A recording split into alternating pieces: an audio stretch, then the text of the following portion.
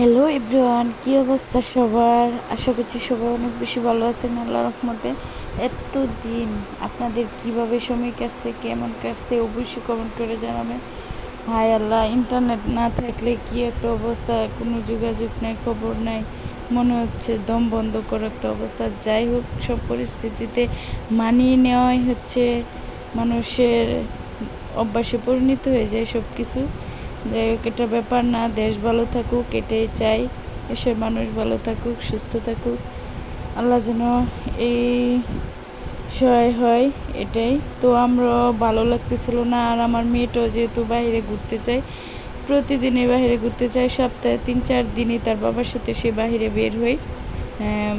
বাইরে বের হয়ে মাঝে মধ্যে তার বাবা তাকে নিয়ে একা একা রিক্সা দিয়ে ঘুরে বেড়ায়, কিন্তু আমি আসি না।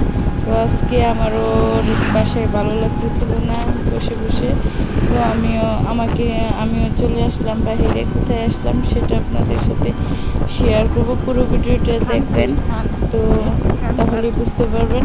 তো আমরা আজকে মূলত রিক্সা ভবনে বের হয়ে গেছি, তো আমরা আরও দুটো জায়গায় যাব, সেটি পরবর্তী ভিডিওতে আপনাদের সাথে শেয়ার করব। অবশ্যই সেই ভিডিওটি আপনারা দেখবেন। তো আজকে যে ফাতিহাকে নিয়ে চলে আসলাম আমরা তিনজন, তার বাবা, আমরা। এই যে রিক্সা, সে দুষ্টামি করতেছিল, এই যে দেখেন। আর একটা কথা, ফাতিহার জন্য সবাই দোয়া করবেন। ফাতিহা অনেক অসুস্থ ছিল, সেটাও আপনাদের সাথে শেয়ার করা হয় নাই। যাই হোক, তারপরও ফাতিহার জন্য সবাই মাশাল্লাহ বলে দিবেন, যেন ও সুস্থ থাকে, ভালো থাকে। আর সেটাই দেখেন, সে বাহিরে বের হইলে অনেক খুশি। যাই হোক, তাকে খুশি করার জন্য ওর বাবা তাকে বাইরে নিয়ে বের হয়। আর অনেকে সে রিক্সা, এখন তার বাবা তাকে রিক্সা দিয়ে নিয়ে ঘুরতে বের হয়, সে এখন রিক্সা চিনে। তো বাইকে বাইকে করে তাকে একা একা নেওয়া হয়নি এখনও, সেই জন্য আমরা বাইকে তাকে নিয়ে এখনও ঘুরি নাই।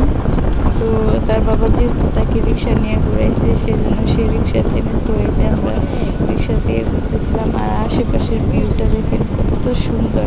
আর আমরা যখন বাসা থেকে বের হয়েছি তখন এই যে দেখেন বাবা মেয়ে কত ভালোবাসে। কোন দিকে যাবা? যাই হোক, যাই বলতেছিলাম যে দেখেন, সে কিন্তু দেখাইতেছে যে আমরা রিক্সা থেকে নেমে একটু দাঁড়াইছি, যে এখানে একটু বসি, দাঁড়ায়, হাঁটাহাঁটি করি, তারপর উঠি না। সে রিক্সায় উঠে যাবে, সে রিক্সা দিয়ে চড়বে, সেজন্য বারবার রিক্সা দেখাইতেছিল। সে একা একা রিক্সায় হেঁটে উঠে আসে। রিক্সাওয়ালা মামা তার সাথে অনেক হাসাহাসি করতেছিল, কথা বলতেছিল। পরে মেয়ে যেটা চাই সেটাই, আমরা পরে এখানে একটু দাঁড়ায় কয়েকটা ছবি উঠাইছি বাবা মেয়ে। আমরা এখানে ছবি উঠে তারপর আবার উঠে পড়েছি রিক্সায়। তো আমরা একটা জায়গায় যাব, সেটা পরবর্তী ভিডিওতে শেয়ার করবো, তো এই ভিডিওটা অনেক লম্বা হয়ে যাবে, সেই জন্য। তো আপনারা চাইলে দেখতে পারবেন।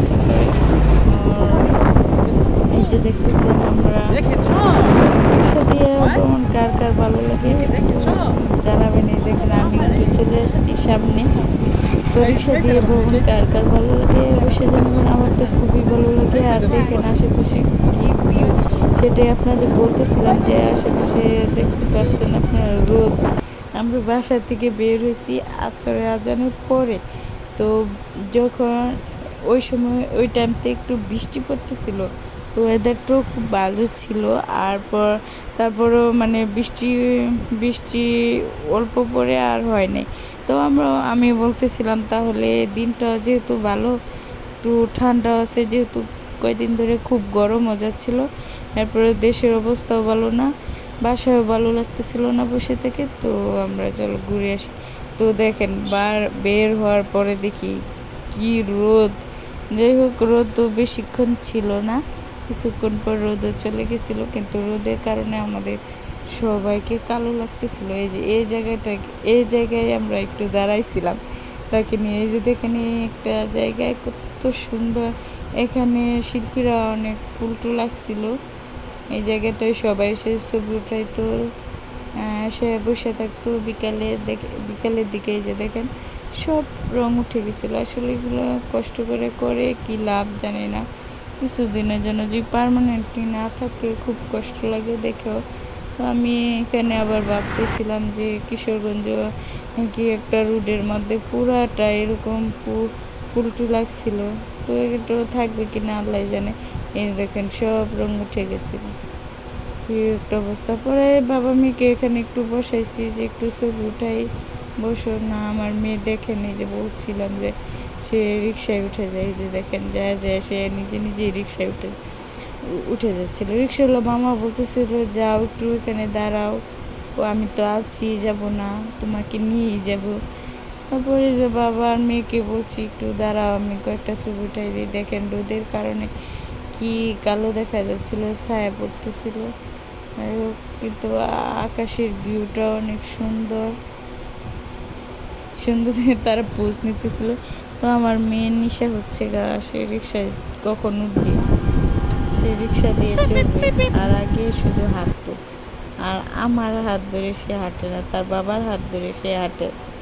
বাইরে গেলে মূলত সে আমাকে চিনেই না, তার বাবাই সব, তার বাবাই ভরসা জায়গা। তো আমরা তাকে একটু মাঝে মাঝে বসাইছি। দেখেন সে আবার বসানিও বিরক্ত, কারণ সে একদম সাইডে, তার বাবা পায়ে বসাইতেছিল, সে একদম সাইডে কখন। তো তখন